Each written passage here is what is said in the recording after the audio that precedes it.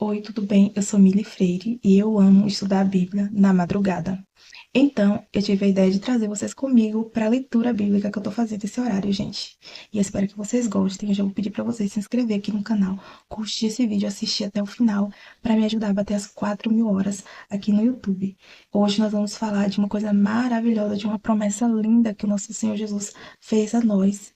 E nós cremos nessa palavra, se nós somos cristãos de verdade, nós cremos nas promessas do nosso Senhor Jesus. Nós vamos falar sobre o lugar santo, sobre a cidade do nosso Deus.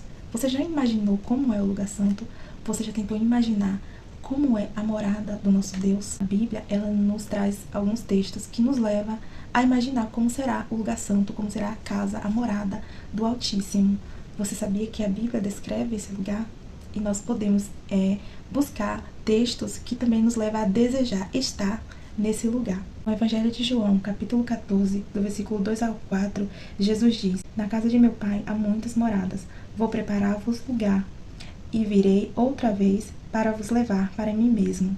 Aqui Jesus ele não descreve como é esse lugar, mas ele diz para nós que é na casa do nosso pai e também ele diz como chegar até lá. Ele nos diz que ele é o caminho. Ele diz assim, ó, que ele é o caminho, a verdade e a vida. Ele é a verdade que nos levará a este lugar. Ele é a verdade que nos levará ao lugar onde ele preparou para nós. Olha que maravilha. Lá em 2 Coríntios, no capítulo 5, versículo 1, o apóstolo Paulo, ele também vai falar desse lugar. Ele escreveu sobre a nossa habitação celestial. Então a Bíblia ela traz alguns textos que nos mostra, que nos ajuda a entender como é a morada do nosso Deus, como é o lugar que o nosso Senhor Jesus ele preparou para nós. E o apóstolo Paulo diz que quando a nossa casa terrestre se desfizer, nós teremos uma casa não feita por mãos de homens, mas uma morada eterna. Qual é essa morada eterna? É o lugar que o nosso Senhor Jesus preparou para nós. Esses textos, eles nos fazem entender e lembrar que nós não somos daqui, que nós estamos aqui, mas somos estrangeiros, estamos em uma longa caminhada. Assim como o povo de Israel passou aquele período de caminhada no deserto, nós também estamos aqui. Este mundo é o nosso deserto e nós estamos a caminho da nossa terra prometida, só que não como o povo de Israel no deserto, porque aquele povo, eles estavam a caminho de uma casa terrestre e nós estamos a caminho de algo ainda melhor, que é nossa morada celestial. O nosso Senhor Jesus, ele é tão maravilhoso, ele é tão perfeito, ele se refere a nós, a igreja, como noiva. O que quer dizer isso? Uma noiva, ela se prepara ali para o dia do casamento, o grande dia. O casamento é o grande dia da noiva, para encontrar com seu noivo ali no altar. Então, o Senhor Jesus, ele se refere a nós como uma noiva, que a igreja dele está aqui se preparando para encontrar com ele. E como é que a noiva do Senhor Jesus vai se preparar para encontrar com ele? Colocando suas vestes brancas, buscando a santidade. Uma noiva, para encontrar com seu noivo, ela busca estar pura. Então, essa é a ideia do Senhor Jesus nos tratando como sua noiva, porque nós precisamos nos preparar. O tempo que estamos aqui na terra é o tempo de preparo para encontrar com o nosso Senhor Jesus. E nós, como noiva, precisamos desse preparo. Ele vem nos buscar. Naquele grande dia, nós precisamos estar prontos para encontrar com o nosso Senhor Jesus. E olha o que está escrito aqui em Apocalipse, capítulo 19, do versículo 7 ao 9. Diz assim, ó: Regozijemo-nos, alegremo-nos e demo-lhes glória, porque vindas são as bodas do Cordeiro, e já a sua esposa se aprontou. Versículo 8 diz assim: E foi-lhe dado que se vestisse de linho fino, puro e resplandecente. Tá vendo, gente? Essa é a ideia da noiva do Senhor. O Senhor Jesus, ele nos trata como noiva porque nós precisamos nos vestir, nós precisamos nos purificar, nós precisamos estar com as nossas vestes limpas, são vestes espirituais.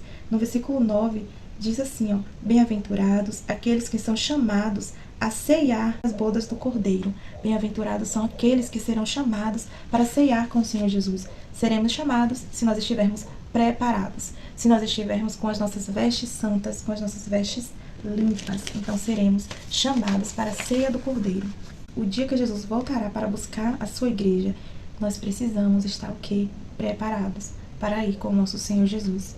E iremos com o nosso Senhor, e seremos bem-aventurados, nos assentaremos com Ele, cearemos com Ele, veremos Ele face a face, e também contemplaremos as maravilhas da cidade santa, do lugar que Jesus preparou para nós. No capítulo 21, a esposa adornada e ataviada representa a Nova Jerusalém, que é a igreja adornada com a beleza e santidade de Cristo, pronta para se unir a Ele para toda a eternidade. O capítulo 22 de Apocalipse descreve a cidade do nosso Deus, a Nova Jerusalém. Mas antes de entrar no capítulo 22, eu vou ler aqui para vocês dois versículos do capítulo 21, o versículo 10 e o versículo 11, que diz assim: João escreveu assim: E levou-me em espírito a um grande e alto monte, e mostrou-me a grande cidade, a santa Jerusalém, que de Deus descia do céu. Versículo 11. E tinha a glória de Deus, a sua luz era semelhante a uma pedra preciosíssima, como a pedra de jaspe, como o cristal resplandecente. Então, a Bíblia, ela nos traz alguns textos que nos ajudam a entender como é o lugar do nosso Senhor, como é a morada do nosso Deus. E também nos faz desejar, né, gente? Um lugar perfeito, nos faz entender que é um lugar perfeito, que é um lugar rico de beleza, que é um lugar rico de santidade, que é um lugar onde não haverá dor, não haverá sofrimento, que é tudo perfeito. Isso é perfeição. No capítulo 22, descreve assim, tem um título que descreve o capítulo 22, que diz que é o rio da água da vida. E João começa a escrever assim: E mostrou-me o rio puro da água da vida, claro como cristal, que procedia do trono de Deus e do Cordeiro. No meio da sua praça, e de um lado e de outro lado do rio, estava a árvore da vida, que produz 12 frutos, dando seu fruto de mês em mês. E as folhas da árvore são para a saúde das nações.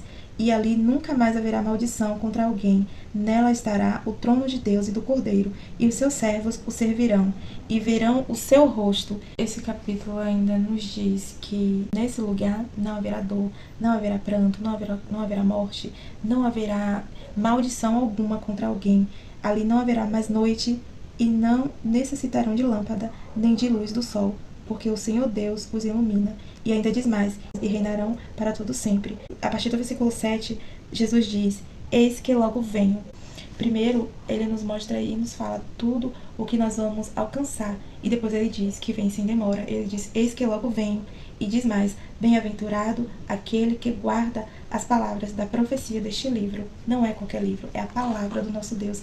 É Ele falando conosco, revelando a nós o que Ele tem para nós. Então nós precisamos guardar essa palavra. A palavra de Deus diz assim, guardei a tua palavra em meu coração para não pecar contra ti. Quando nós não levamos essa palavra a sério, quando nós não guardamos, já estamos pecando contra Deus.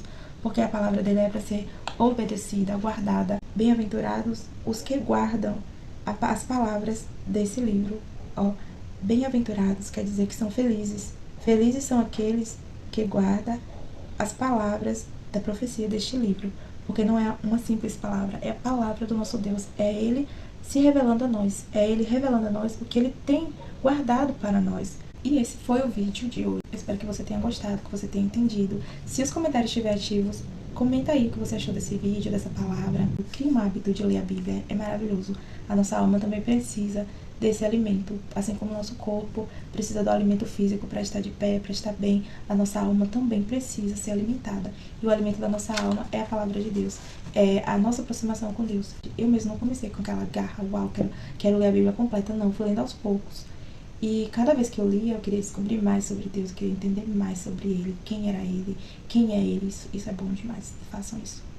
Façam isso, muda tudo na nossa vida. Deus te abençoe, que essa palavra possa crescer em seu coração. Se inscreve no canal, compartilha esse vídeo com alguém, tá bom? E assiste sempre todos os vídeos até o final. O conteúdo por aqui te ajuda a se aproximar mais de Jesus. Isso é maravilhoso. Deus te abençoe.